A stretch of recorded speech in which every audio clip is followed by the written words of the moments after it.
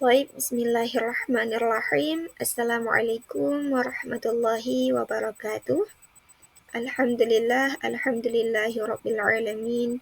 Wassalatu wassalamu ala asyrafil anbiya'i wal mursalin Sayyidina Muhammadin wa ala alihi wa sahbihi ajma'in. Amma ba'du. Yang kami hormati dosen pengampu mata kuliah terjemah Arab Indonesia, Bapak Abdullah, SPDI, dan yang kami banggakan seluruh kawan-kawan seperjuangan. Marhaban ya asdiqa, pada kesempatan kali ini kami dari kelompok 5 akan mempresentasikan makalah kami yang berjudul Metode, Prosedur, dan Teknik Penerjemahan Arab Indonesia. Nah, di pembahasan kali ini kita akan membahas mengenai pengertian jenis-jenis serta contoh dari metode, prosedur, dan teknik penerjemahan Arab Indonesia. Nah, sebelum lanjut ke materi, kami dari kelompok 5 akan memperkenalkan anggota kelompok kami. Yang pertama ada Ana, Siti Munawwarah, dan dua rekan Ana yang bernama Adinda Marsalah dan Naila Fitri. Nah, sekarang mari kita masuk ke pembahasannya. Adapun pembahasan yang pertama mengenai latar belakang. Nah, apa sih yang disebut dengan penerjemahan itu? Nah, penerjemah itu pada dasarnya adalah sebuah proses mengalihkan makna dari satu bahasa ke bahasa lain tanpa mengubah isi atau pesan aslinya. Jadi, penerjemahan ini bukan sekedar mengganti kata satu persatu, tetapi benar-benar memastikan maksudnya tetap tersampaikan dengan baik. Nah, menerjemahkan itu tidak hanya mengganti kata dari bahasa Arab ke bahasa Indonesia, karena ada banyak yang perlu diperhatikan seperti struktur kalimat, makna, kosakata, dan budaya bahasanya. Nah, kalau salah menerjemahkan, makna teks bisa berubah total. Jadi, supaya hasil terjemahan tetap jelas, akurat, dan sesuai konteks, kita perlu memahami metode, prosedur, dan teknik penerjemahan. Nah, sekarang mari kita bahas satu persatu. Nah, sekarang kita masuk ke pembahasan metode penerjemahan. Metode penerjemahan adalah cara utama dalam menerjemahkan teks sumber secara keseluruhan ke dalam teks sasaran. Tetapi, suatu metode saja itu tidak bisa diterapkan secara konsisten dari awal hingga akhir, karena setiap teks itu memiliki tantangan yang berbeda-beda, sehingga pendekatan yang digunakan juga harus bervariasi. Nah, karena itulah metode ini lebih berfungsi sebagai panduan umum dalam proses penerjemahan. Nah, kedepannya nanti kita akan membahas mengenai jenis-jenis metode penerjemahan. Nah, di dalam khazanah penerjemahan di dunia Arab, metode penerjemahan terbagi menjadi dua jenis. Yang pertama, ada metode harfiah, dan yang kedua, ada metode tafsiriyah. Di slide selanjutnya akan kita bahas mengenai pengertian dari metode harfiah dan metode tafsiriyah. Nah, metode harfiah ini adalah cara menerjemahkan yang mempertahankan susunan dan urutan kata dalam bahasa sumber ke bahasa sasaran. Dengan kata lain, penerjemah meniru struktur kalimat asli tanpa banyak perubahan. Sedangkan metode tafsiriyah adalah cara menerjemahkan yang lebih mengutamakan pemahaman makna teks daripada susunan kata-kata dalam bahasa sumber. Nah, dalam metode ini, penerjemah tidak terikat pada struktur asli, melainkan berusaha menyampaikan pesan dengan bahasa yang lebih alami dan mudah dipahami. Nah, sementara itu, Ahmad Hasan Az-Zayyad, seorang penerjemah modern, dalam penerjemahannya ia menggunakan perpaduan antara metode harfiah dan metode tafsiriyah yang disebut dengan metode ekletik. Nah, sementara itu, Ahmad Hasan Az-Zayyad, seorang tokoh penerjemah modern, beliau menggunakan perpaduan antara metode harfiah dan metode tafsiriyah yang disebut dengan metode ekletik. Nah, di dalam metode eklektik ini melalui 3 tahapan utama atau 3 langkah utama. Yang pertama adalah terjemahan harfiah. Terjemahan harfiah ini dilakukan untuk mempertahankan makna asli teks yang akan diterjemahkan itu. Nah, langkah yang kedua yaitu transposisi dan modulasi. Nah, ini diterapkan untuk menyesuaikan struktur kalimat dan gaya bahasa agar lebih alami dalam bahasa sasaran. Lalu yang ketiga ada penyempurnaan dan kontekstualisasi. Nah, ini dilakukan agar terjemahan sesuai dengan konteks budaya teks sumber dan mudah dipahami oleh pembaca dalam teks sasaran. Nah, metode eklektik ini menjadi cara efektif dalam menghasilkan terjemahan yang tetap setia pada teks asli, tetapi juga mengalir dengan baik dalam bahasa sasaran. Adapun metode yang akan kita bahas di sini adalah metode yang digagas oleh Peter Newmark, seorang ahli penerjemah asal Inggris. Kenapa kita memakai teori Newmark? Karena teori yang beliau temukan dianggap sebagai metode yang paling lengkap dan memadai. Nah, Newmark memandang bahwa penerjemahan dapat dikategorikan ke dalam beberapa metode berdasarkan pendekatan yang dilakukan dari segi penekanannya terhadap bahasa sumber dan bahasa sasaran. Adapun teori Newmark ini terbagi menjadi 8 metode. Yang pertama ada KDK atau kata demi kata.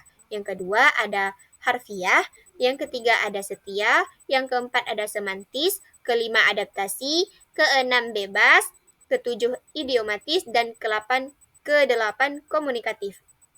Nah, kedelapan metode dari teori Newmark ini terbagi menjadi 2. Seperti yang dikatakan tadi, berdasarkan pendekatan yang digunakan dari segi penekanannya terhadap bahasa sumber dan penekanan terhadap bahasa sasaran. Adapun yang sebelah empat pertama yang sebelah kiri ini adalah pendekatan yang ditekankan dari bahasa sumber, sedangkan yang 4 sebelah kanan adalah pendekatan yang dilakukan dari segi bahasa sasaran. Oke, sekarang kita bahas dulu mengenai metode penerjemahan yang berfokus untuk mempertahankan struktur dari bahasa sumber. Yang pertama ada metode KDK atau metode kata demi kata. Nah, metode KDK ini dilakukan dengan cara menerjemahkan teks secara antar baris, di mana setiap kata dalam bahasa sumber memiliki terjemahan langsung yang diletakkan tepat di bawahnya. Tujuan dari metode ini adalah untuk membantu memahami struktur bahasa sumber serta mempermudah analisis teks yang sulit seperti bacaan kitab klasik atau naskah akademik. Nah, metode ini juga sangat cocok digunakan dalam pembelajaran memahami tata bahasa seperti nahwu dan sorof. Kita ambil contoh kalimat, wa indi salah satu kutubin, yang jika diterjemahkan secara harfiah menjadi dan di sisiku 3 buku-buku. Nah, terjemahan ini mempertahankan jumlah kata dan urutan seperti dalam bahasa aslinya, yang mana bahasa sumber berjumlah 5 kata, lalu diterjemahkan juga ke dalam bahasa sasaran sebanyak 5 kata pula, tanpa mengubah posisinya sedikit pun. Nah, tetapi kalimat ini masih terdengar kurang alami kawan-kawan. Masih terdengar kurang alami dalam bahasa Indonesia. Oleh karena itu, kalimat tersebut perlu kita susun ulang agar lebih mudah dipahami dan lebih alami di saat kita mendengarnya. Yang menjadi dan di sisiku 3 buku-buku menjadi dan aku memiliki 3 buku. Kan lebih terdengar alami gitu, lebih nature.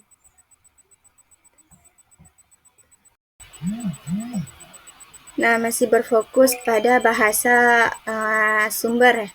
Yang kedua ada metode harfiah. Metode harfiah ini adalah cara menerjemahkan teks kata per kata dengan tetap mempertahankan struktur aslinya tanpa memperhatikan konteks atau kealamian dalam bahasa sasaran. Nah, metode ini sering digunakan dalam pembelajaran bahasa untuk memahami tata bahasa dan makna kata sebelum disesuaikan agar lebih mudah dipahami. Berarti hampir sama ya, 11-12 sama KDK yang tadi. Tapi metode harfiah ini dia tidak memperhatikan konteks atau kealamian dalam bahasa sasarannya. Berbeda dengan metode KDK tadi. Nah, kita ambil contoh dalam bahasa Arab, ja'a rajulun mir rijalil birri wal ihsani ila Yogyakarta limusa'adati dhahaya zilzal. Nah, terjemahan harfiahnya, seorang pria baik datang ke Yogyakarta untuk membantu korban-korban guncangan. Namun, kata guncangan di sini kurang tepat untuk azilzal yang berarti gempa, dan frasa dari seorang pria baik itu bisa diperjelas menjadi seorang yang dermawan. Nah, jadi terjemahan yang bisa kita artikan lebih alami adalah seorang dermawan datang ke Yogyakarta untuk membantu korban gempa. Jadi seorang pria baik diganti dengan seorang yang dermawan, lalu korban-korban guncangan itu diganti dengan korban gempa. Nah, jadi meskipun metode harfiah ini membantu memahami struktur bahasa, seringkali perlu juga diperhatikan atau disesuaikan agar lebih jelas dan lebih alami. Nah, yang ketiga ada metode setia. Metode setia adalah cara menerjemahkan sebuah teks sumber yang tetap mempertahankan makna asli dengan menjaga struktur dan susunan gramatikalnya. Metode ini berusaha menerjemahkan kata per kata secara akurat tanpa banyak perubahan dalam gaya bahasa. Kita ambil contoh seperti ayat yang ada pada surah Al-Fatihah ayat yang kedua, Alhamdulillahirabbil alamin. Jika kita terjemahkan dengan metode setia, maka hasilnya adalah segala puji bagi Allah, Tuhan semesta alam. Nah, terjemahan ini tetap mengikuti pola bahasa Arab tanpa menambahkan atau mengubah susunan aslinya, meskipun terkadang terdengar sedikit kaku dalam bahasa Indonesia.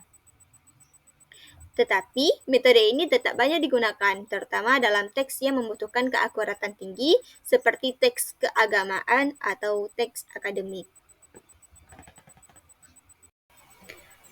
Oke, ini adalah metode terakhir dari penerjemahan yang berfokus pada bahasa sumber, yaitu ada metode semantis. Nah, metode semantis ini tidak hanya berfokus pada keakuratan makna, tetapi juga mempertimbangkan keindahan bahasa, emosi, serta efek yang ditimbulkan bagi pembacanya.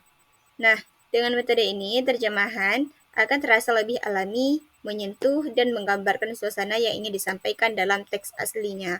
Seperti contoh, kita ambil contoh dalam surah Al-Zalzalah ayat 1 dan 2. Bismillahirrahmanirrahim. Idza zulzilatil ardu zilzalaha wa akhrajatil ardu athqalaha. Nah, jika kita terjemahkan secara setia, menggunakan metode setia, maka hasilnya adalah apabila bumi diguncangkan dengan guncangannya yang dahsyat dan bumi mengeluarkan beban-beban beratnya. Nah, jika kita gunakan metode semantis, maka ini akan terdengar kalimatnya akan terdengar lebih ekspresif. Nah, contoh kita baca. Ketika bumi berguncang dahsyat, seakan seluruh isinya berteriak, dan ia memuntahkan segala yang dikandungnya.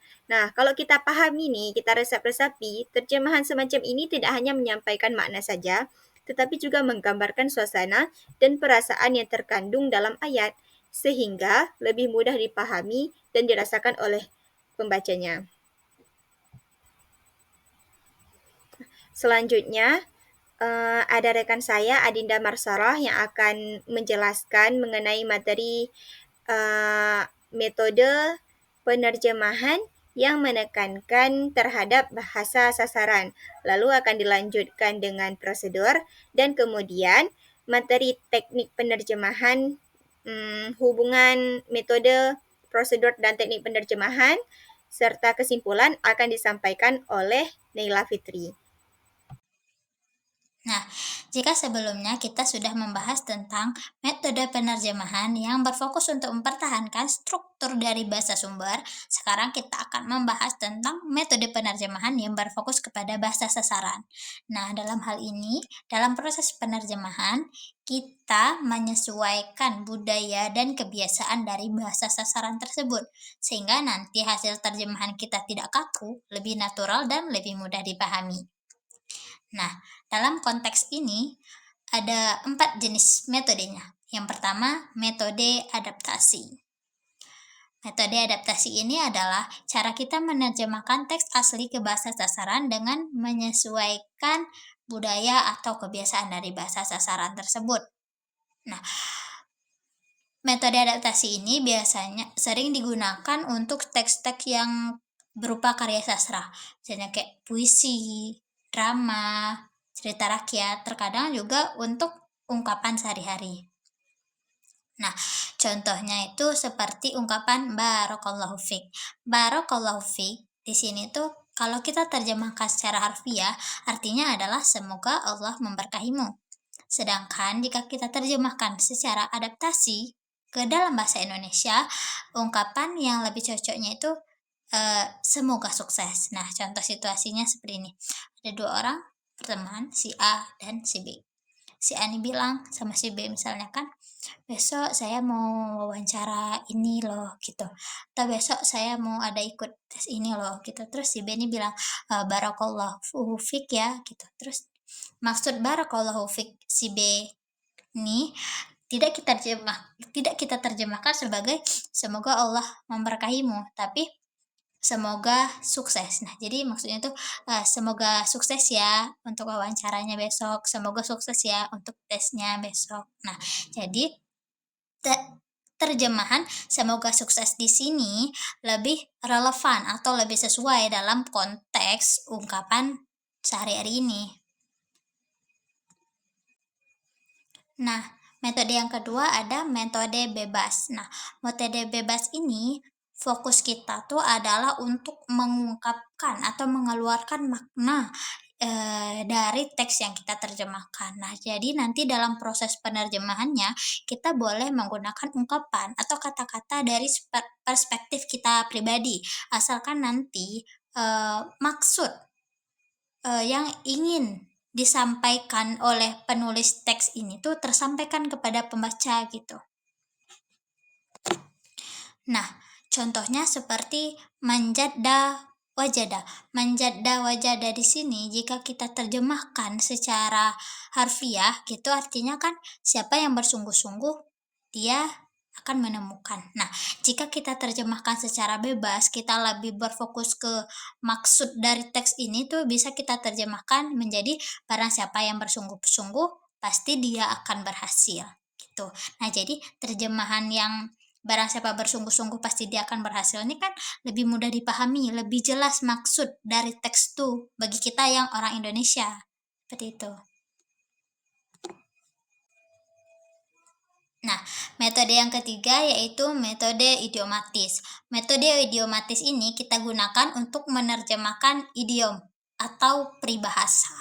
Nah, secara kan kalau ada teks yang di dalamnya itu ada peribahasa atau idiom gitu, kalau kita terjemahkan secara harfiah saja mungkin nanti hasil terjemahannya itu masih sulit untuk dipahami atau mungkin kita salah paham gitu maksud dari teksnya gitu karena peribahasanya ya kita terjemahin secara harfiah aja, nggak ada penjelasannya gitu. Nah, contohnya di sini seperti ini. Rakibat saya ratus zaman.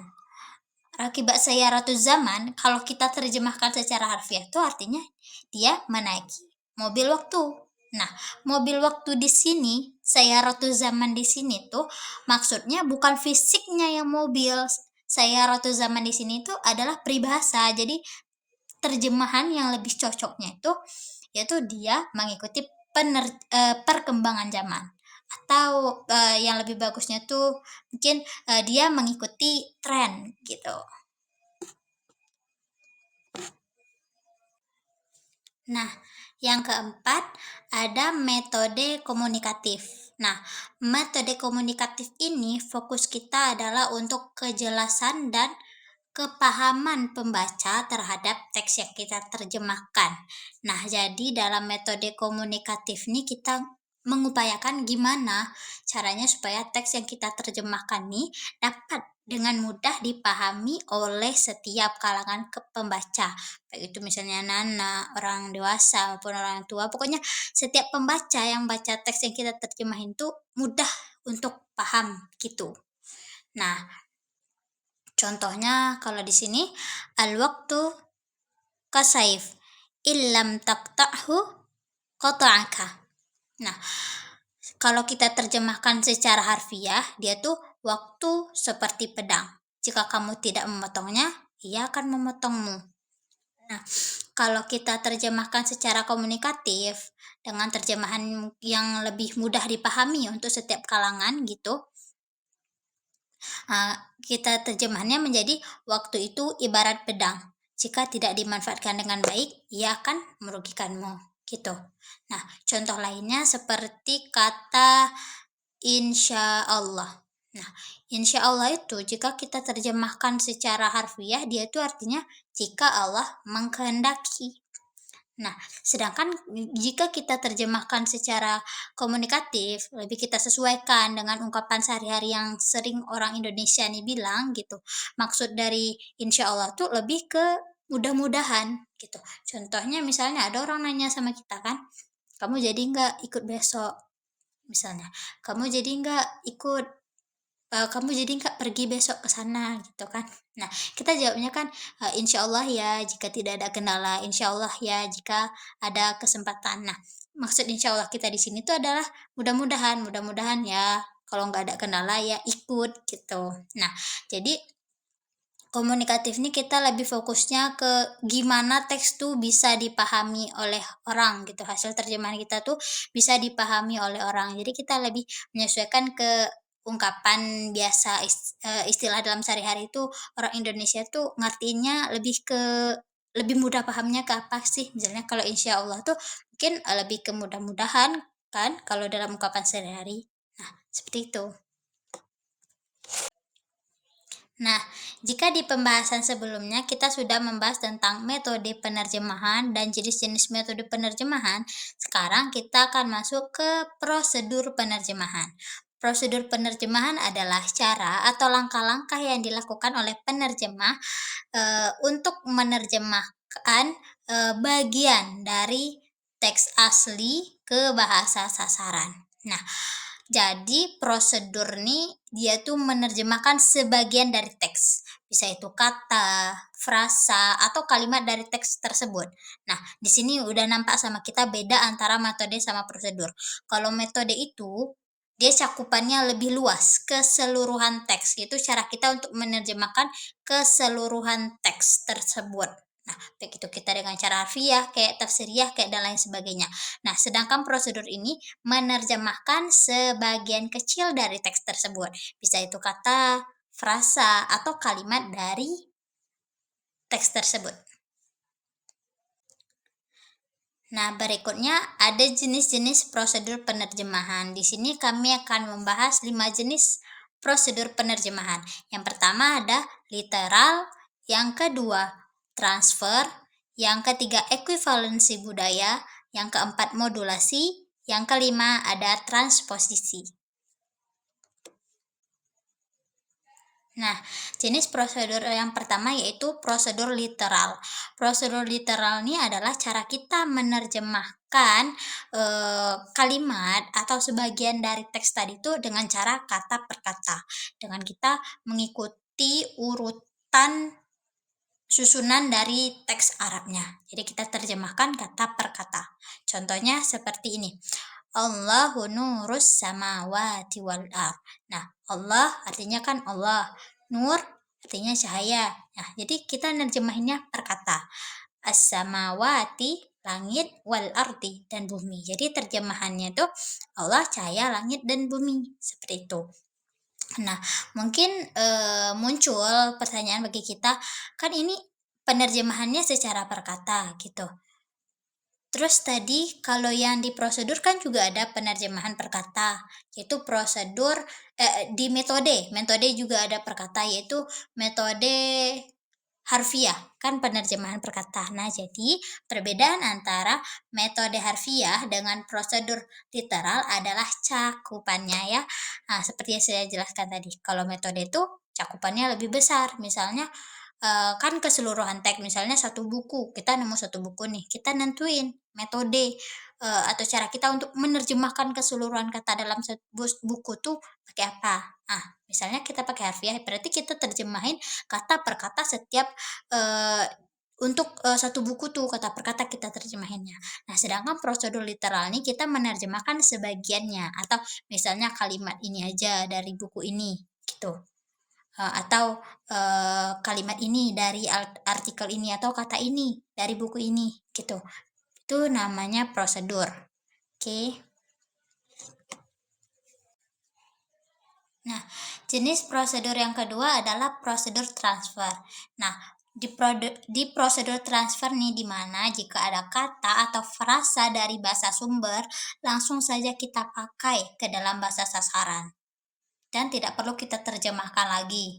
Nah, yang jadi pertanyaannya di sini tuh adalah kapan kita bisa menggunakan prosedur transfer nih untuk kata-kata apa aja. Nah, jadi prosedur transfer nih bisa kita gunakan untuk kata-kata untuk nama orang, untuk kata-kata tempat, untuk nama-nama tempat, untuk nama lembaga, begitu lembaga pendidikan, institusi, perusahaan dan lainnya.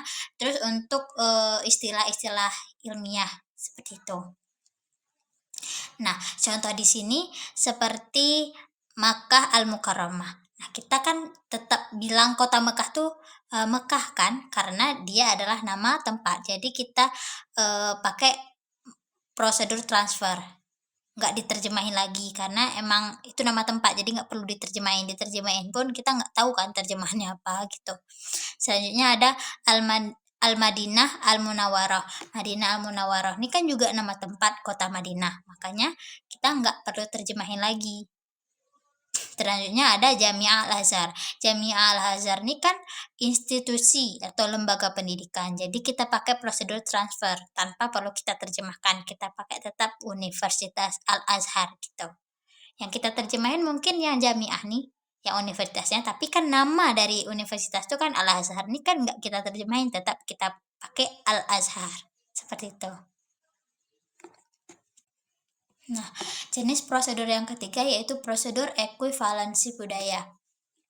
Nah, prosedur ekuivalensi budaya ini, jika ada sebuah kata atau istilah dari bahasa sumber, kita terjemahkan dengan padanan kata yang sesuai dan sudah umum di budaya bahasa sasaran. Nah, beda antara prosedur ekuivalensi budaya sama transfer nih, kalau yang transfer tadi kan dari bahasa sumbernya, istilah dari bahasa sumbernya langsung kita pakai aja ke bahasa sasaran gitu. Karena emang tidak ada padanan kata yang sesuai atau cocok untuk terjemahannya gitu. Contohnya kata sholat. Sholat tuh kan dari bahasa Arab. Indonesianya kan kita juga bilang sholat gitu. Kenapa nggak kita terjemahin? Karena emang nggak ada padanan kata yang cocok untuk menerjemahkan kata sholat itu sendiri. Mungkin ada. Sholat itu apa? Sholat itu mungkin ada orang yang bilang sholat itu adalah kegiatan yang diawali dengan niat, terus diakhiri dengan salam gitu. Atau lebih panjang lagi. Nah, kalau kita terjemahin itu mungkin akan kurang efisien gitu. Misalnya ada nih, kita nanya nih sama orang kayak gini, "Kamu udah melakukan kegiatan yang diawali dengan niat dan diakhiri dengan salam belum?" Itu kan kayak, kurang efisien, banyak memakan waktu dan banyak makan tenaga kita gitu. Nah, jadi, istilahnya yang lebih mudah kita bilang tuh kan sholat, "Kamu udah sholat belum?" Kan lebih efisien, lebih menghemat waktu, lebih menghemat tenaga kita, seperti itu. Nah, kalau yang ekuivalensi budaya nih, dia kita terjemahkan, istilah ini kita terjemahkan ke bahasa Indonesia karena emang ada padanan kata yang cocoknya, seperti itu. Seperti dalam ayat ini kan contohnya itu kata siam. Kata siam nih kita terjemahkan ke puasa. Karena puasa ini udah umum, udah udah sering lah kita dengar, kita udah ngerti nih kalau puasa nih, apa gitu. Maksudnya kalau istilah puasa nih udah umum, udah akrab kali kita, udah paham kali orang Indonesia nih kalau dibilang puasa. Beda sama siam, masih banyak juga mungkin orang yang belum paham apa itu siam, seperti itu. Makanya kata siam ini diterjemahkan ke bahasa Indonesia menjadi puasa supaya lebih mudah untuk dipahami. Nah, jenis prosedur yang keempat itu prosedur modulasi. Prosedur modulasi ini adalah cara kita menerjemahkan suatu kalimat gitu dengan cara mengubah sudut pandang atau cara penyampaian dari teks atau kalimat tersebut dari bahasa sumber ke bahasa sasaran. Nah, contohnya itu dzalikal kitabu la raiba fihi hudal lil muttaqin. Kalau kita terjemahkan secara harfiah kan itu kitab tidak ada keraguan di dalamnya, petunjuk bagi orang-orang yang bertakwa. Nah, kalau kita terjemahkan modulasi, kita ubah sudut pandangnya, dia menjadi kitab ini. Nah, dari itu kitab menjadi kitab ini. Nah, di sini kita mengubah sudut pandangnya, yaitu posisi kitabnya, yaitu mengubah sudut pandang pembaca terhadap teks ini. Kan yang kalau terjemahan harfiahnya kan itu kitab itu. Kalau itu dalam bahasa Arab kan menunjukkan sesuatu yang jauh. Nah, kita terjemahkan lebih natural, lebih sederhana, yang lebih mudah dipahami. Itu jadi ini, kitab ini gitu. Jadi sudut pandangnya yang kita ubah gitu. Dari itu kitab menjadi kitab ini. Jadi kitab ini tidak ada keraguan padanya. Ia adalah petunjuk bagi orang-orang yang bertakwa. Atau contoh lainnya seperti contohnya itu seperti alqa Muhammadun silahahu. Nah, artinya tuh Muhammad melempar senjatanya. Kalau kita terjemahkan secara harfiah. Nah, kalau kita terjemahkan secara modulasi itu sudut pandang atau cara penyampaian maknanya yang kita ubah tuh jadinya Muhammad menyerah. Karena melempar senjata itu kalau dalam bahasa Arab tuh sama artinya sama menyerah. Sedangkan kalau di bahasa Indonesia tuh melempar senjata tuh, enggak sama gitu, bukan artinya menyerah gitu. Jadi, kita ubah sudut pandangnya, dari yang melempar senjata kita ubah jadi menyerah supaya pembaca tuh, tahu maksud dari penulis tuh dia bilang, mmm, yang melempar senjata tuh maksudnya tuh menyerah gitu. Jadi yang kita ubah tuh sudut pandangnya dari Muhammad melempar senjatanya jadi Muhammad menyerah, seperti itu. Nah, jenis prosedur yang kelima yaitu prosedur transposisi. Prosedur transposisi ini adalah cara kita menerjemahkan eh, kata, kalimat, atau teks itu dengan mengubah dan menyesuaikan struktur kalimat dari bahasa sumber ke bahasa sasaran. Nah, seperti yang kita tahu, susunan kalimat antara bahasa Arab dengan bahasa Indonesia itu berbeda. Kalau bahasa Arab itu biasanya susunan kalimatnya itu ada yang jumlah ismiyah dan jumlah fi'liyah. Sedangkan kalau bahasa Indonesia dia tuh biasanya SPOK atau SPO. Nah, jadi yang diubah itu adalah struktur kalimatnya sehingga lebih mudah dipahami dalam bahasa sasaran. Contohnya, walladzina jahadu fina lanahdiyannahum subulana. Nah, jika kita terjemahkan secara harfiah, dia tuh dan orang-orang yang berjihad di jalan kami, pasti kami akan memberi mereka petunjuk ke jalan kami. Nah, kalau nah terjemahan ini kan udah dapat kita mengertikan, udah bisa dipakai sebenarnya. Tapi untuk terjemahannya yang lebih baik, yang lebih mudah dipahami, kita mengubah struktur kalimatnya sesuai dengan kaidah kebahasaan Indonesia.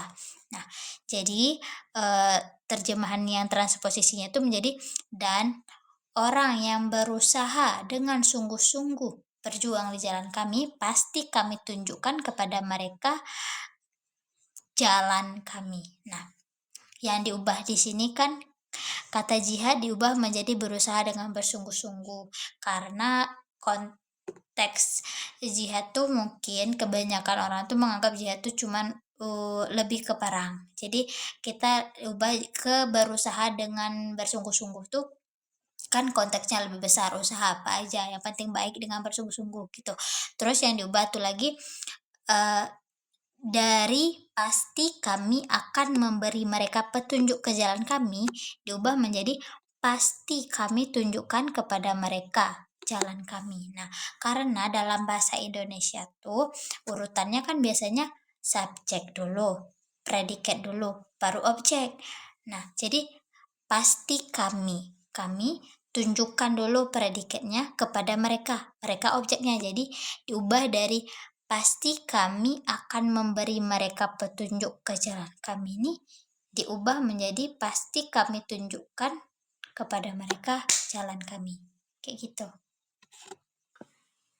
Nah, jadi intinya kalau yang prosedur transposisi ini, sebuah kalimat tuh kalau yang diterjemahkan secara harfiah tuh sudah bisa dimengerti, emang sudah bisa dipakai, tapi, hanya perlu kita ubah susunan katanya, agar sesuai dengan kaidah ke bahasa Indonesia yang mana, itu tuh bertujuan agar lebih mudah dimengerti, gitu. Baik, sekarang kita akan masuk ke dalam pembahasan teknik penerjemahan.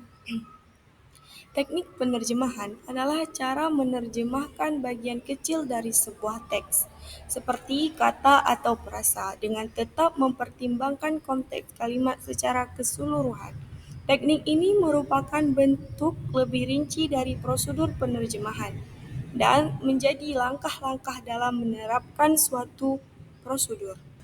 Nah, dalam penerjemahan dari bahasa Arab ke bahasa Indonesia, ada beberapa hal yang harus diperhatikan. Yang pertama itu ada perbedaan jumlah dalam kata kerja. Dalam bahasa Arab, kata kerja berubah bentuk tergantung pada jumlah subjeknya. Yang pertama itu dalam bentuk tunggalnya. Contoh contoh dalam bahasa Arabnya, al-talibu yaqra'ul kitabah, itu dalam bentuk mufradnya. Sedangkan dalam bentuk ganda ataupun musanna itu at-talibani yaqra'ani kitaba. Kalau dalam bentuk jamaknya itu ialah at-tullabu yaqra'unal kitaba. Di sini bentuk kata kerjanya itu ialah yaqra'u. Misalkan dia dalam bentuk mufrad, dia menjadi yaqra'u. Misalkan dia dalam bentuk musanna ataupun ganda, dia akan menjadi yaqra'ani. Begitu pula dalam bentuk jamak, dia akan berubah menjadi yaqra'una. Tetapi di dalam bahasa Indonesia, kata kerja membaca akan tetap sama dalam semua bentuk. Yang kedua, perbedaan jenis kelamin dalam kata kerja. Di dalam bahasa Arab, kata kerja juga berubah tergantung pada jenis kelamin subjeknya. Contohnya itu seperti laki-laki. Contohnya itu at-talibu yaktubud darsa. Sedangkan dalam bentuk perempuannya itu ialah at-talibatu taktubud darsa. Kata kerja di sini ialah yaktubu. Misalkan dia laki-laki, yaktubu, misalkan dia perempuan akan merubah taktubu. Tetapi kalau di dalam bahasa Indonesia, kata kerja menulis tetap sama untuk semua jenis kelamin. Yang ketiga itu perbedaan struktur kalimat. Di dalam bahasa Arab, kata kerja biasanya muncul lebih dulu sebelum subjek. Sedangkan dalam bahasa Indonesia, subjek biasanya diletakkan di awal kalimat. Contoh dalam bahasa Arabnya itu ialah dhahaba Ahmadun ila suk. Secara harfiah diartikan itu menjadi pergi Ahmad ke pasar. Sedangkan terjemah yang benar itu ialah Ahmad pergi ke pasar. Jika diterjemahkan secara harfiah tanpa menyesuaikan struktur kalimat, hasilnya terdengar aneh dalam bahasa Indonesia. Oleh karena itu, penerjemah harus menyesuaikan susunan kata agar sesuai dengan kata bahasa Indonesia. Kemudian, hubungan antara metode, prosedur, dan teknik. Metode penerjemahan mengacu pada cara menerjemahkan teks secara keseluruhan, sementara prosedur penerjemahan berfokus pada penerjemahan kalimat dalam teks tersebut. Teknik penerjemahan adalah strategi yang digunakan untuk menerjemahkan kata, atau frasa dalam sebuah kalimat. Teknik menjabarkan langkah-langkah dalam sebuah prosedur, sedangkan prosedur merupakan penerapan metode dalam menerjemahkan teks. Jadi, dalam penerjemahan ada 3 hal utama yang perlu kita pahami, yaitu pertama ada metode, yang kedua ada prosedur, yang ketiga ada teknik. Ketiganya itu saling berkaitan, tapi punya peran yang berbeda-beda dalam proses menerjemahkan sebuah teks. Pertama, metode terjemahan. Metode terjemahan adalah cara utama yang digunakan untuk menerjemahkan sebuah teks secara keseluruhan. Ini menentukan apakah teks akan diterjemahkan kata per kata atau lebih disesuaikan dengan bahasa sasaran agar lebih mudah dipahami. Contoh dalam bahasa Arabnya itu al-waktu min zahab. Jika diterjemahkan dengan metode harfiah, maksudnya kata demi kata, maka hasilnya menjadi waktu dari emas. Al-waktu min zahab. Jadi ini kayak kurang alami dalam bahasa Indonesia, kurang formal. Jika menggunakan metode komunikatif, yaitu menyesuaikan dengan bahasa Indonesia. Kalau diterjemahin itu adalah waktu itu berharga. Nah, kalau waktu itu berharga, ini lebih ke natural dan mudah dipahami. Tapi dalam bentuk metode adaptasi adalah menggunakan ekspresi yang lebih akrab dalam budaya sasaran. Maka hasilnya itu menjadi waktu adalah uang. Jadi metode menentukan pendekatan utama dalam menerjemahkan teks. Yang kedua ada prosedur penerjemahan. Prosedur adalah langkah-langkah yang dilakukan untuk menerjemahkan kalimat dalam sebuah teks. Prosedur ini membantu menerjemahkan agar agar hasil terjemahannya tetap logis dan sesuai dengan tata bahasa dalam bahasa sasaran. Contoh dalam kalimat bahasa Arabnya yaitu dhahaba Ahmadun ila suq. Jika diterjemahkan dalam secara harfiah, pergi Ahmad ke pasar. Itu kurang cocok. Agar sesuai dengan tata bahasa Indonesia, kita menggunakan prosedur transposisi, yaitu mengubah susunan kata, yaitu Ahmad pergi ke pasar. Prosedur ini penting untuk menyesuaikan struktur kalimat agar lebih mengalir dan mudah dipahami dalam bahasa sasaran. Yang ketiga itu ada teknik penerjemahan. Teknik penerjemahan adalah untuk menerjemahkan kata atau frasa dalam sebuah kalimat. Teknik ini digunakan untuk menenangi perbedaan bahasa, budaya, dan makna. Contoh dalam kata dalam bahasa Arab yaitu al-hajj, memiliki makna haji. Gitu. Tapi misalkan dalam teknik deskripsi itu diterjemahkan menjadi ibadah ke Mekah bagi umat Islam. Teknik ini tergantung pada konteks dan tujuan penerjemahan. Hubungan dari ketiganya. Metode adalah pendekatan utama dalam menerjemahkan seluruh teks, sedangkan prosedur adalah langkah-langkah dalam menerjemahkan kalimat dalam teks. Teknik adalah strategi untuk menerjemahkan kata atau frasa dalam kalimat. Kita ibaratkan dalam memasak. Metode adalah memilih jenis makanan. Misalnya, apakah memasak makanan tradisional atau makanan cepat saji? Yang kedua itu prosedur. Prosedur itu ialah langkah-langkah memasak. Misalnya, apakah kita tumis bumbu dulu atau merebus bahan terlebih dahulu. Sedangkan teknik itu adalah cara spesifik dalam memasak. Misalnya, teknik menggoreng dengan api kecil agar tidak kosong atau memotong bahan-bahannya dulu dengan tertentu. Jadi, kesimpulan dari keseluruhannya ialah metode, prosedur, dan teknik dalam penerjemahan saling berkaitan untuk menghasilkan terjemahan yang akurat dan mudah dipahami. Metode menentukan pendekatan utama, prosedur mengatur langkah-langkah dalam menerjemahkan kalimat, dan teknik memastikan keakuratan terjemah pada tingkat kata atau frasa. Analogi dengan memasak menunjukkan bahwa metode seperti menentukan jenis makanan, prosedur adalah resep, dan teknik adalah langkah. Dan teknik adalah langkah spesifik dalam memasak.